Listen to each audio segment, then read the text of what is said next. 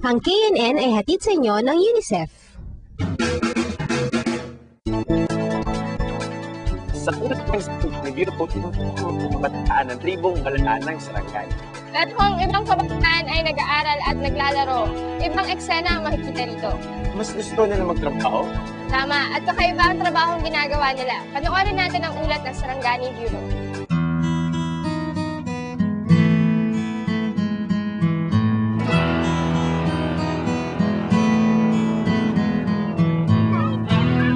Basta raw bata, ang inaatupag lang ay ang pag-aaral at paglalaro. Kapag kasama naman daw ang kanyang mga magulang, madalas ay kasiyahan ang kanilang pinagkakaabalahan. Ngunit iba ang eksenang makikita sa tribong Balaan ng Sarangani. Dito, ang pinag-uukulan ng panahon ng mga batang maedad 12 hanggang 15 ay ang pagtulong sa kanilang mga magulang sa mga gawaing tulad ng pag-uuling at pangangahoy. Dala ng kahirapan at dahil walang ibang mapagkukunan na ikabubuhay, di na sila nakakapag-aral. Kaya naman mas ginusto ng mga kabataang ito na magtrabaho kaysa maglibang lang.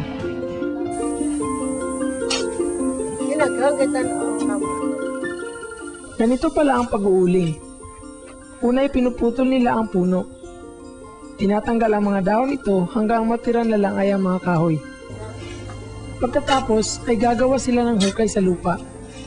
Dito sila magpapabaga ng apoy at isa-isang ihuhulog ang mga kahoy doon. Matapos bumaga lahat, tatakpan ito ng dahon at tatabunan ng buhangin. Pagkaraan ng ilang araw, babalikan nila ito at sa tulong ng kanilang mga magulang ay ibebenta na ang uling. Ibang proseso naman ang ginagawa sa pamumutol ng kahoy. Nagufro yung mabudo na ni Gina. Dari malinaw.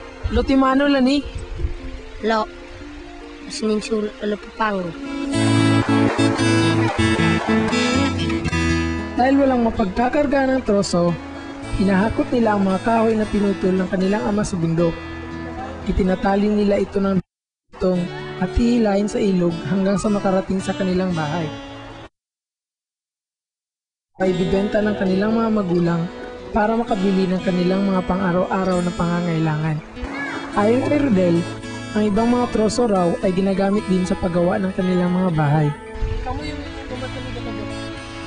Yung di bowling. Anda yung kayo bowling. Ili follow you. Love you. Love kita nga bowling ini.